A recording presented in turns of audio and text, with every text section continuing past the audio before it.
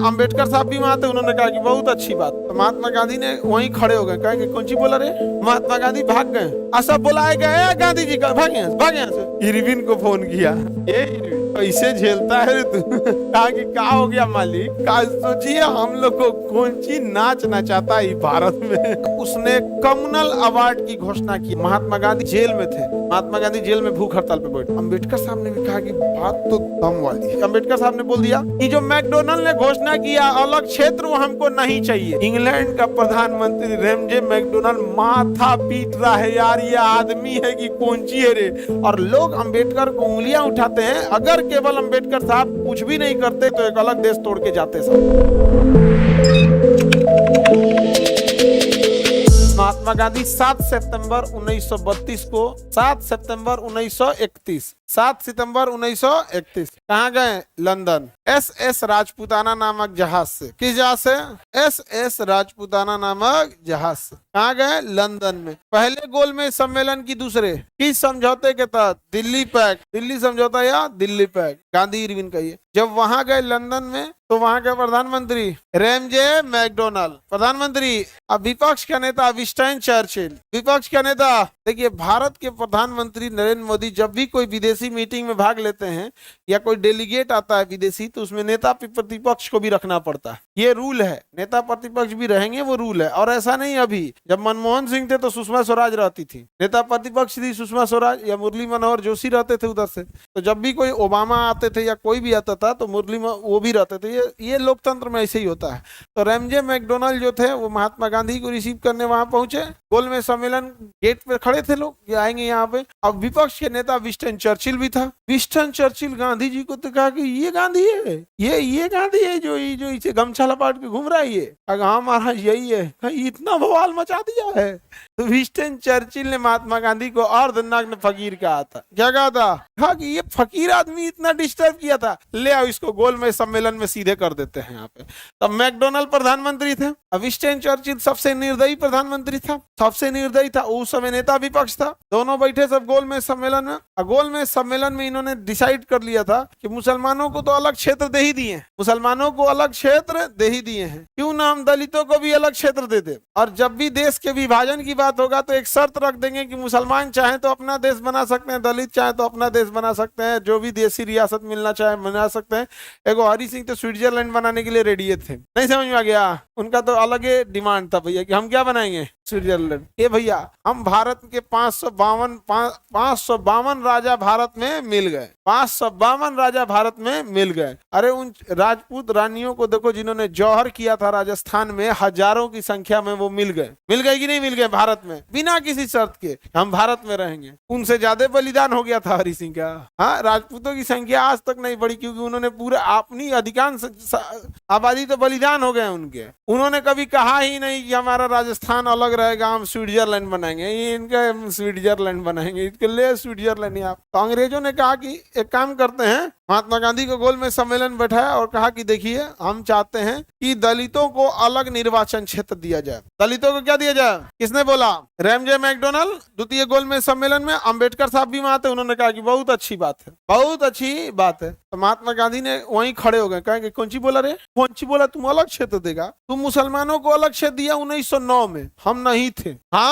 थे, रहते तो नहीं देने देते। महात्मा गांधी भाग गए, टेबल पे से कूदे का भाग यहाँ से। सब बुलाए गए, गांधी जी का भाग यहाँ से। और उधर चर्चिल चला, गांधी भाग।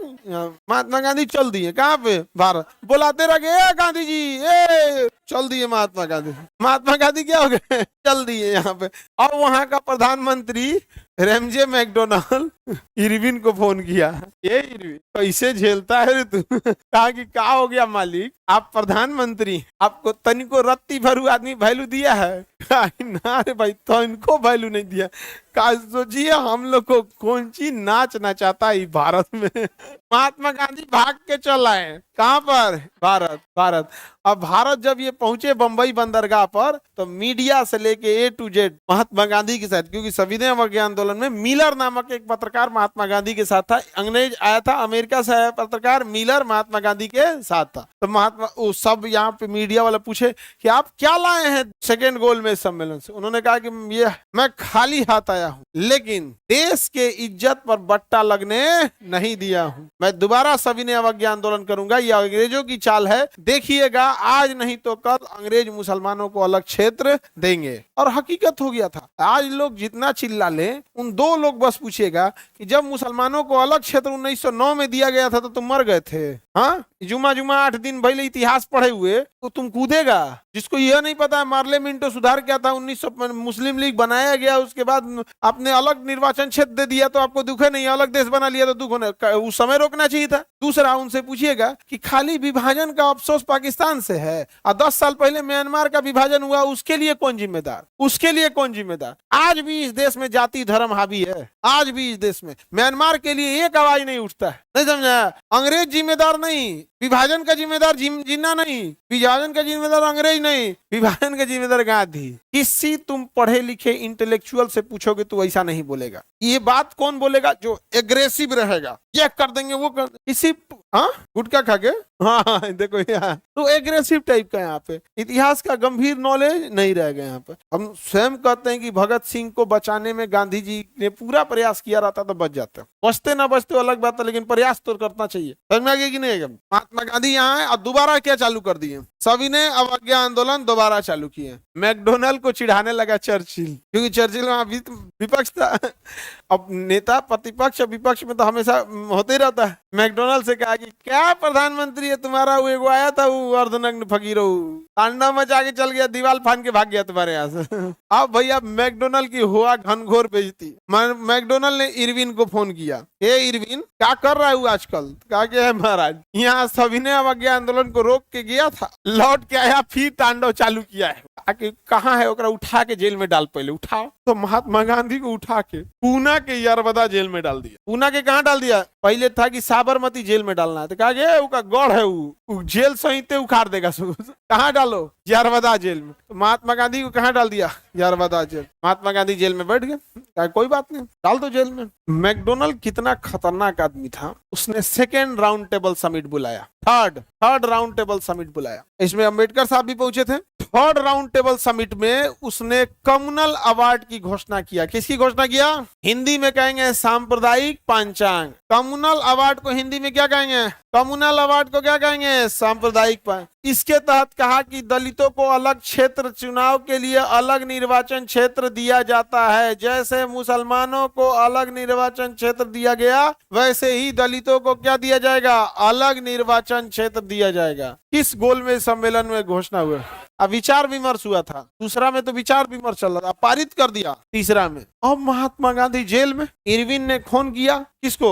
मैकडोनल्ड को, कि हम इसको जेल में सेंटिंग कर दिए, कुछ नहीं होने वाला है, पारित कीजिए, यहाँ पर अलग दिया जाएगा मुसलमानों को, इधर दलितों को अलग क्षेत्र दे दीजिए। फ्यूचर में विभाजन किया जाएगा, अभी जब तक कर रहे हैं, शासन कर रहे हैं, जब जाएंगे तो इनको अलग क्षेत्र बना के जाएंगे। कम्युनल अवार्ड की घोषणा हो गई, सांप्रदायिक पंचायत, दलितों को अलग क्षेत्र मिल गया। अब महात्मा गांधी कहाँ थे? कोई भारत का आदमी आगे नहीं आया था, कोई नहीं आया था। वो महात्मा गांधी जेल में थे। महात्मा गांधी जेल में भूख हड़ताल पे बैठ गए, हम खानवे नहीं खाएंगे, ये गलत बात है। ले हो गया बवाल। अच्छा, जितना इंटेलेक्चुअल वर्क था वो सब था। अब अंबेडकर साहब पे दबाव आ गया और अंबेडकर साहब को समझाया गया कि देखिए, ये मुसलमानों को अलग क्षेत्र दिए हैं, तब तक ही अलग क्षेत्र दिए हैं जब तक वो शासन कर रहे हैं। वो जिस दिन जाएंगे वो अलग क्षेत्र को देश घोषित करके चल जाएंगे कि मरो। इसलिए कि आप उनका पीछा मत करो कि मेरा हिसाब दो, पैसा दो, सोना चांदी दो। वो अलग क्षेत्र दिए हैं, जाएंगे उस दिन अलग देश दे देंगे, तुम अपना मर कट के कर लो। आज जिस दिन मार काट हो गया, वो देश बनने से कोई नहीं रोक सकता है, और यही करेंगे वो यहाँ पे। अंबेडकर साहब ने भी कहा कि बात तो दम वाली है। तो जवाहरलाल नेहरू ने कहा कि देखिए अंबेडकर साहब, वो गांधी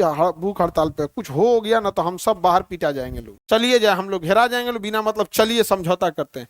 तो जवाहरलाल नेहरू और तेज बहादुर सप्रू बहुत बड़े वकील थे, वो अंबेडकर साहब को लेके यरवदा जेल के अंदर गए। कहाँ गए? यरवदा जेल के अंदर गए। और 24 सितंबर 1932 को महात्मा गांधी और अंबेडकर के बीच में लंबी वार्तालाप हुई। और अंबेडकर साहब से महात्मा गांधी ने कहा कि देखिए अंबेडकर साहब, आप इंटेलेक्चुअल हैं, देशभक्त हैं, कोई कमी नहीं है आप में।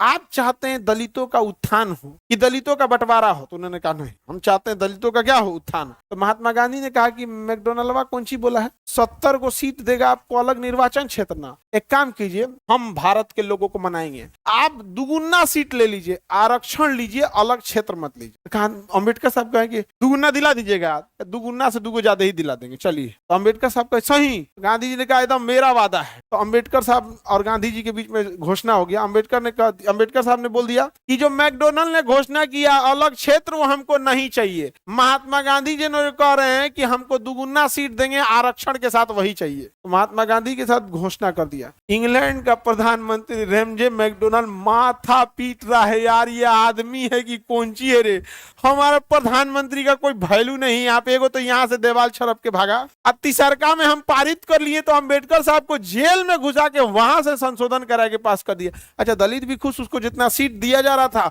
उससे डबल सीट मिल गया, आरक्षण के साथ मिल गया, उसको अलग देश चाहिए नहीं था। और लोग अम्बेडकर को उंगलियां उठाते हैं। अगर केवल अम्बेडकर साहब कुछ भी नहीं करते, केवल मैकडोनल्ड का हाँ में हाँ मिला देते तो एक अलग देश तोड़ के जाते सब। अलग बात है कि एक भारत का एक वो हो गया कि एक जाति को उतना वैल्यू नहीं देना, भले वो उसने कुछ भी कर दिया हो। यहाँ पर ये देश का दुर्भाग्य है। अमेरिका ने वॉशिंग मशीन बनाया कपड़ा धोने के लिए, हम लोग जात बना दिए, ई जाति धोएगा, देखे ना। यहाँ पे अमेरिका ने मशीन बनाया दाढ़ी बनाने के लिए, हमने जात बना दिया कि यही दाढ़ी बनाएगा, है कि नहीं। यहाँ पे ये तो दुर्भाग्य है इस देश का। यहाँ पर सबका अपना अपना वो है।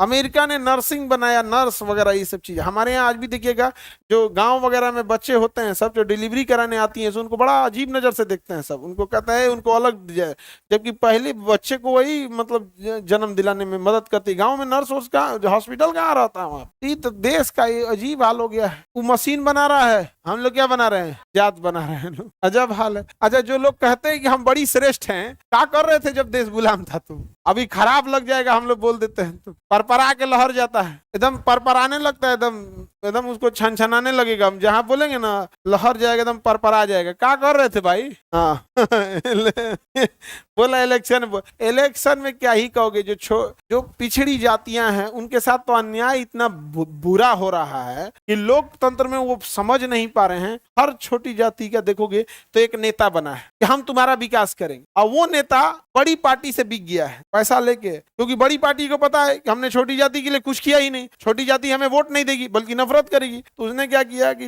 हर छोटी जात का एक नेता बना दिया है, और उस नेता को एक दो मंत्री पद दे देगा, आई लूटेगा, सारा वोट बटोर के इसके साथ गठबंधन करेगा। रे बैला कहीं का, तुम उसकी लड़ाई लड़ने गए थे तो अकेले खड़े रहो, अकेले खड़े रहो, उनकी बात करो। अम्बेडकर साहब अकेले ही खड़े थे, तुम गौर करके देखते हो इस चीज को। तो ये पिसाए थे उस समय डायरेक्टली, अभी पिछा रहे हैं इनडायरेक्टली, खुद ही नहीं खुल रहा है। आप गौर करके देखते हैं इस चीज को। भाई तुम अगर पॉलिटिक्स ही कर रहे हो छोटी जाति का, तो सिंगल स्टैंड अलोन खड़े रहो। क्या जरूरत है तुमको मंत्री लेने का? तुम अपने लिए गया है कि उन दलितों के सुधार के लिए गया है? बैठ के संसद भवन में गरजो एकदम उनके लिए। अजीब हाल है यहाँ पर। महिला सबको तो कंफ्यूजन में रहती है सर, करना क्या है भाई, नहीं समझ आया। अलग लेवल पे महिला, इन लोगों को पॉलिटिक्स वोलिटिक्स से उतना मतलब नहीं है। यहाँ पे आप ब्याह से पहले पापा जी इसको कहेंगे वोट डाल देंगे, ब्याह के बाद हस्बैंड और सास ससुर जिधर बोलेंगे उधर वोट डाल देंगे। हमको जिधर बोलिए कहाँ चलना है। लड़की लोग बताओ ऐसा होता है कि नहीं होता है? बौकी करी नहीं होता है तो वोटे नहीं डालती होगी। कब से वोट डाल दी? 2014 से? 35 38 39 साल हो रहा होगा। 2014 से कोई आगे बढ़े किसी को दिखा। सर चंद्रशेखर आजाद, देखो आप गरम दल वालों को देखिएगा, अंग्रेज उनको दबा देंगे, युद्ध खत्म कर देंगे, गरम दल को ज्यादा देर नहीं चलने देंगे। चाहे वो चंद्रशेखर आजाद हो, राम प्रसाद बिस्मिल, अशफाक उल्ला खान, रोशन लाल, राजेंद्र लाहिड़ी, सुभाष चंद्र बोस, भगत सिंह, सबको क्या होगा? दबा देंगे। क्योंकि गरम दल को दबाना सरकार के लिए सबसे आसान काम होता है। आज आप तनी एगो लाठी लेके गरम दल दिखाइए ना, आज ना समेट देगा तो कहिएगा। तो बताइए तीनों गोलमेज सम्मेलन समझ में आ गया? दोनों समझौता याद रखिएगा। 24 सितंबर 1932 पूना पैक्ट या गांधी अम्बेडकर समझौता, और 5 मार्च 1931 दिल्ली पैक्ट या गांधी इरविन समझौता। समझ में आ गया कि नहीं आ गया? बताइए इस समझौता महत्वपूर्ण है कि नहीं है? इसमें अलग क्षेत्र दिया गया है, आरक्षण। महात्मा गांधी ने कहा था कि 1909 में जिसने मुसलमानों को अलग क्षेत्र दे दिया दुर्भाग्य था उस देश का, और 1909 में डिसाइड हो गया था कि पाकिस्तान का विभाजन होगा।